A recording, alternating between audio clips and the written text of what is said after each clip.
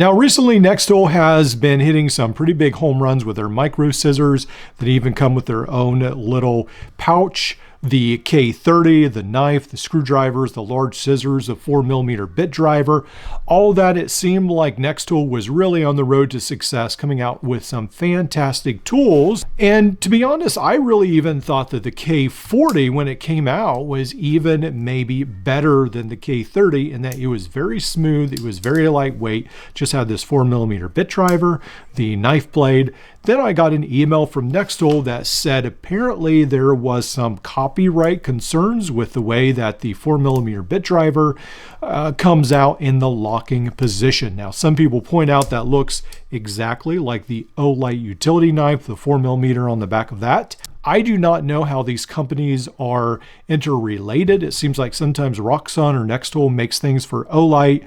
So I wasn't sure that that was really a copyright, but it does seem like at least some company did raise some concerns, and Nextool is redeveloping the K40.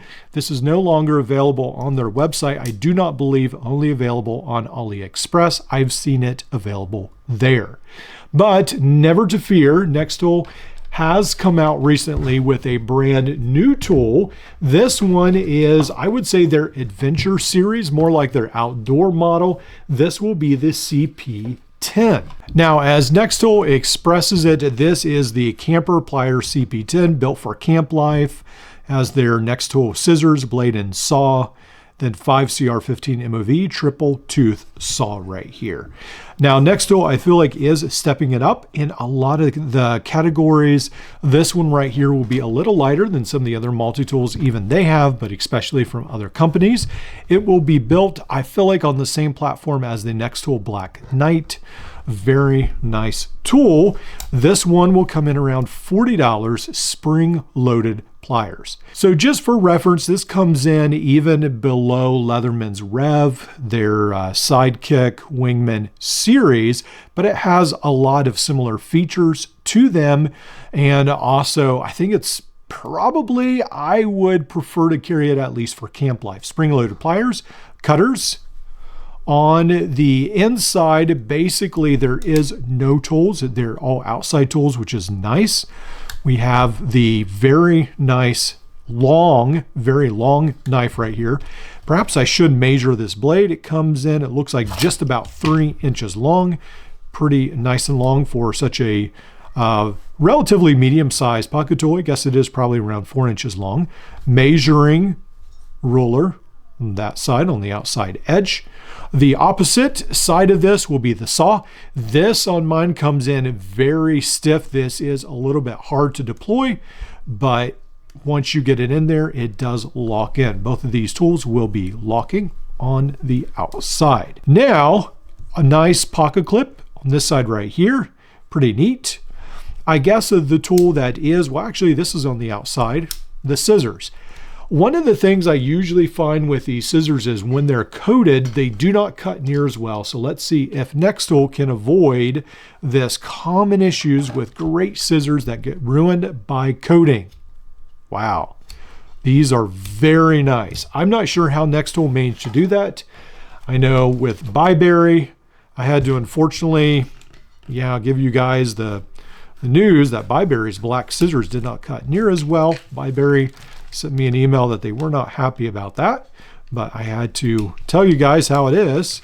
This cuts extremely well. No issues. Cuts right through. Love these scissors, even though they're coated. Nextool got it right. They really did.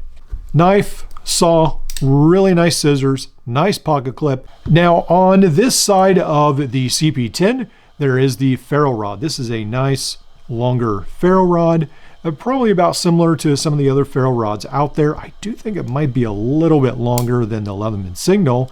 This is one of the few tools that almost does seem a little bit modular. I like how Nextool designed that.